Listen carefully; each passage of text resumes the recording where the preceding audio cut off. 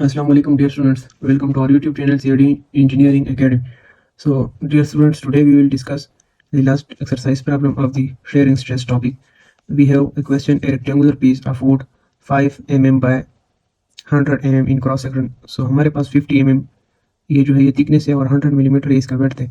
Is used as compression block as shown in this figure. So determining the maximum axial force that can be safely applied to the block. सो ये कह रहा है कि आप लोगों ने ये यहाँ पर एक्सियल फोर्स अप्लाई करना है कि ये ब्लॉक सेफली ले सके, उसमें डिफॉर्मेशन आ जाए.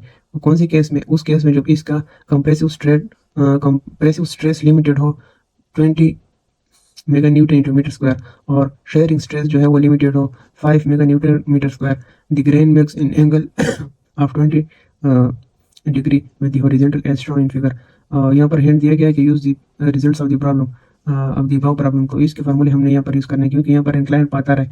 देखो यहाँ पर ये जो एरिया आ रहा है इस फोर्स के, ये ग्रेन का जो एरिया है ये इसके नॉर्मल भी आ रहा है और इसके जो कंपोनेंट होगा वो उसका पैरेलल होगा, एक कंपोनेंट उसका नॉर्मल होगा.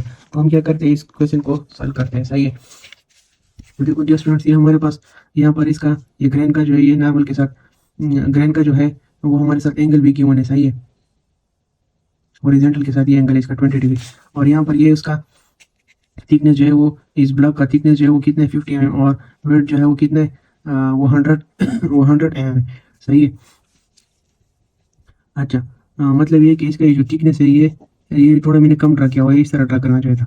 सही है. इसका वेट 100 है और 50 जो है उसका थिकनेस है और ये कह रहे हैं कि मैक्सिमम लोड फार्म करें किसके फार्मूले से, शेयर के फार्मूले से और नॉर्मल जो है नॉर्मल स्ट्रेस उसके फार्मूले से हमने फोर्स की वैल्यू निकालनी है. तो डियर स्टूडेंट्स, यहाँ पर हमारे साथ हमें पता है कि हमारे साथ नॉर्मल स्ट्रेस का फार्मूला है normal stress is equal to force divide by area. सही है. तो इस केस में हमारे पास मैं आप लोगों को थोड़ा सा यहाँ पर क्या हो रहा है इस फोर्स का एनालाइजेशन आप लोगों को करता हूँ. सही है. अगर हमारे साथ ये केस आ जाए कि हमारे साथ इस तरह इंक्लाइन पाथ है इस ग्रेन का और यहाँ पर ऊपर से इस पर फोर्स लग रहा है P. सही है. तो यहाँ पर हमारे साथ एंगल जो था वो 20 डिग्री था.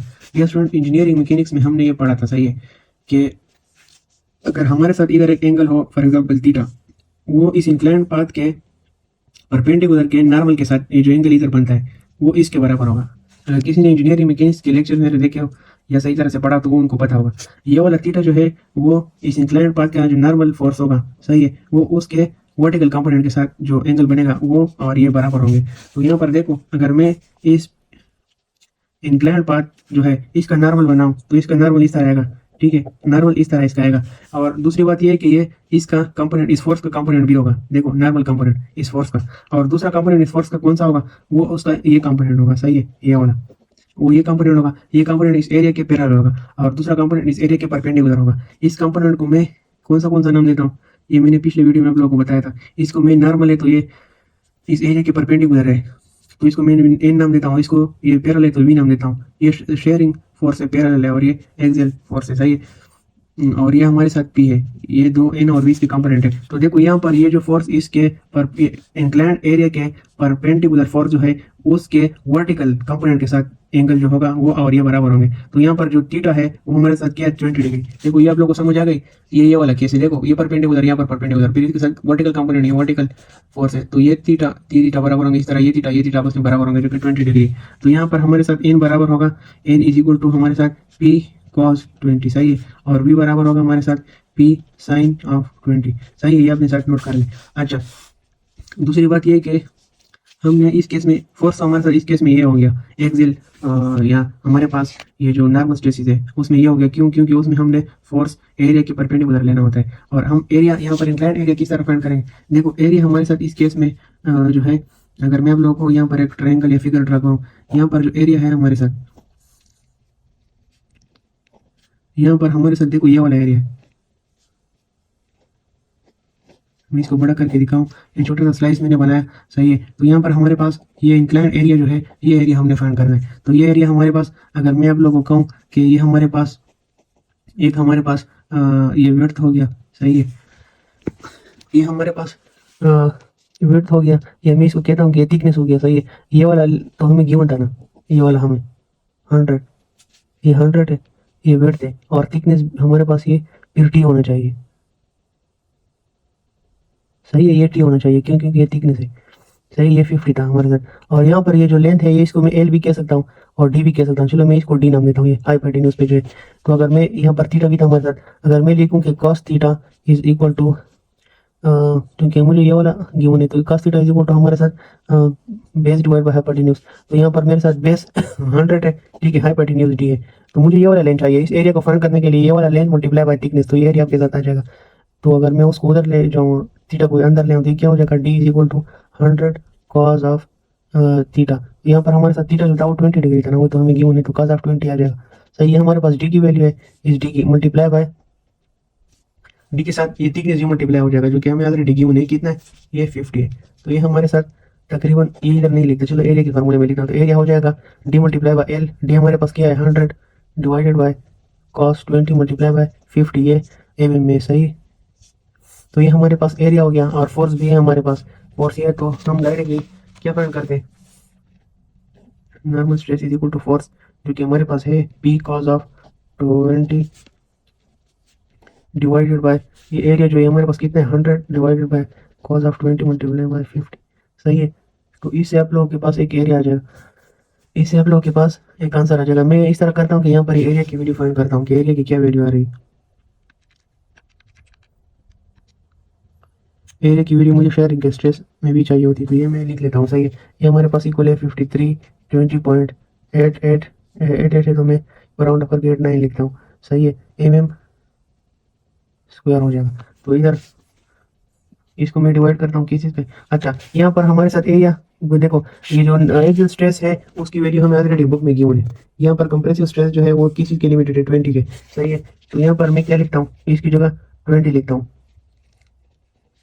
20 मेगा न्यूटन पर मीटर स्क्वायर। सही है, is equal to P cos of 20 divided by ये एरिया आ जाएगा, जो कि कितने 53 20.89। ये थोड़ा कंजेस्टेड मैंने लिखा है, लेकिन खैर आप लोग गुजारा कर लो। सही है, अब क्या हो जाएगा हमारे साथ, मैं इस तरह करता हूँ कि 20 मल्टीप्लाई बाय 53 20.89, इससे जो आंसर आता है उसको हम डिवाइड करेंगे किस चीज़ पे, कॉस ऑफ 20 पे। तो ये हमारे साथ पी की वैल्यू हो जाएगी। सही है, पी की वैल्यू हमारे साथ क्या आ रही है, 11 32 47.45 है। सही है, 457 है, तो मैं 7 ये 7 जो है 5 की जगह में बस राउंड अप करके 6 लिखता हूँ, 46 हो जाएगा। इसके साथ क्या आएगा, देखो यूनिट यहाँ पर, यूनिट की वो मैं बताता हूँ, ये मेगा न्यूटन पर मीटर स्क्वायर जो है वो हमारे पास मेगा पास्कल के बराबर होता है। सही है, मेगा पास्कल हमारे साथ बराबर होता है न्यूटन पर mm स्क्वायर के। सही है, न्यूटन पर एम स्क्वायर के। तो अगर मैं यहाँ पर न्यूटन एम स्क्वायर लिखूँ, यहाँ पर मिलीमीटर है।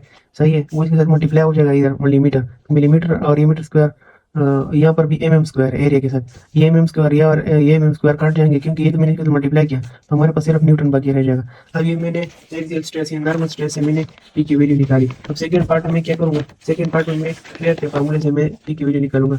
वो हमारे पास बी डिवाइडेड बाई ए के बराबर है। यहाँ पर हमारे पास वी फोर जो है वो किसके बराबर है, वो पी साइन 20 के बराबर है, जो मैंने आप लोगों को ऑलरेडी बताया कि किस तरह है। तो ये P sine 20 divided by area आ जाएगा, एरिया।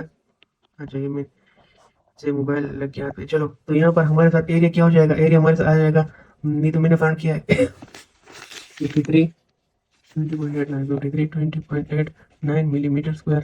सही है, यहाँ पर टाउ की जो लिमिटिंग स्ट्रेस की वैल्यू है तो हमें इधर गिवन थी, वो क्या थी 5 न्यूटन पर मीटर स्क्वायर, मेगा न्यूटन पर मीटर स्क्वायर, जो कि मेगा पास्कल के बराबर है। सही है, तो ये मैं इधर लिखता हूँ न्यूटन मेगा इंटू न्यूटन पर मीटर स्क्वायर। अच्छा, तो यहाँ से अगर मैं पी की वैल्यू कैलकुलेट करूँ तो 5 multiply by 53 20.89 divide by sine of 20, तो इससे आप लोग के साथ ये वैल्यू आ गई, P is equal to 7778 6.2 newton हो जाएगा। यहाँ पर भी यूनिट उसी तरह आएंगे। तो अगर मैं इस तरह करता हूँ, इसको 1000 पे डिवाइड करता हूँ, तो ये किलो न्यूटन में आ जाएंगे। यहाँ पर पी की वैल्यू क्या होगी 77.7, ये 86 है तो 89 हो जाएगा किलो न्यूटन, राउंड ऑफ हो जाएगा। और अगर इस वैल्यू को मैं बी में 1000 पे डिवाइड करता हूँ तो अच्छा हो जाएगा। 1000 पे डिवाइड करता हूँ तो इस डॉट को 3 वो इधर ले आओ, 3 डिजिट 1 2 3, तो ये हो जाएगा 113.24 किलो न्यूटन। तो देखो ये 113 किलो न्यूटन 0.24 और ये 77। तो यहाँ पर हमने सेफ लोड के लिए क्या करना होगा, लिस्ट वैल्यू सेलेक्ट करनी होगी। सही है, फॉर कंप्रेसिव फोर्स मतलब सेफ वैल्यू जो होगी, उसके लिए हम क्या यूज़ करेंगे, use P is equal to 77.79 kilo newton. तो क्या स्टूडेंट, ये था इसका आंसर और रिक्वायर्ड सोल्यूशन। तो उम्मीद है कि आप लोग इस क्वेश्चन की समझ आ गई होगी। इंशाल्लाह फिर मिलते हैं बेयरिंग स्ट्रेस के कंसेप्ट्स और प्रॉब्लम्स के साथ। तब तक के लिए इतना ही। खुदा हाफिज़।